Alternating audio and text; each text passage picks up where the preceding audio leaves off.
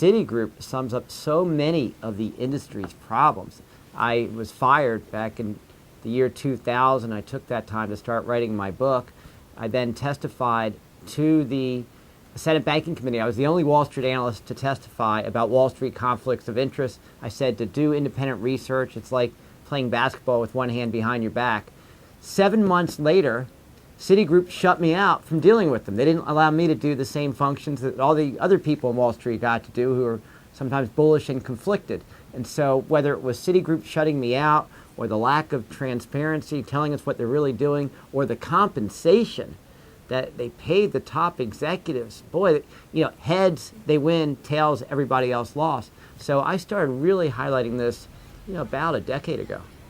And I mean, but you knew that this was a tough one right from the beginning. You knew that there could be consequences. I always knew there could be consequences. At the time, Sandy Weil was the CEO of Citigroup, and he was featured from magazine to magazine. And they hired Robert Rubin, the ex-United States Treasury Secretary, to be up there. And so you go ahead and say this company is causing havoc on the economy, and they have rigged compensation schemes, and they're taking some ridiculous risk.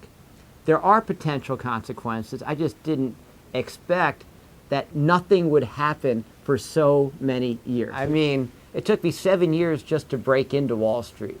And a lot of people said I didn't have the pedigree, I wouldn't work hard enough.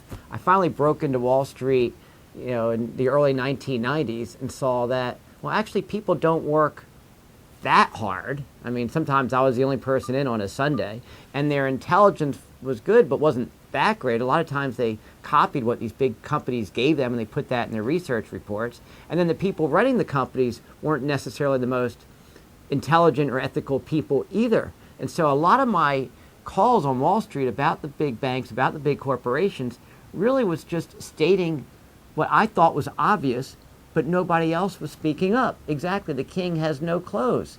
Or why are you paying the CEO and chairman of Citigroup $180 million from 2002 to 2007 when the stock price goes down? And then you saw what happened, they almost failed. And why is that still taking place today? And so sometimes I cannot believe people don't even ask these basic questions. During the financial crisis, I would ask questions. In my book, I talk about Lehman Brothers. And the big question that I asked was, they needed $7 billion, and they told you how they were going to get $3 billion. So you know what I asked? I said, well, where's the other $4 billion coming from?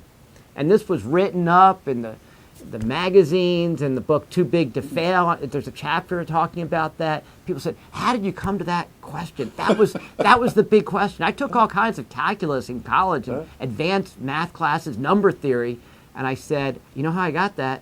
Because 3 + 4 = 7. Yes. So what's shocking to me is why nobody else asked this question. Einstein had a quote saying, I don't know if I'm crazy or if everybody else is crazy.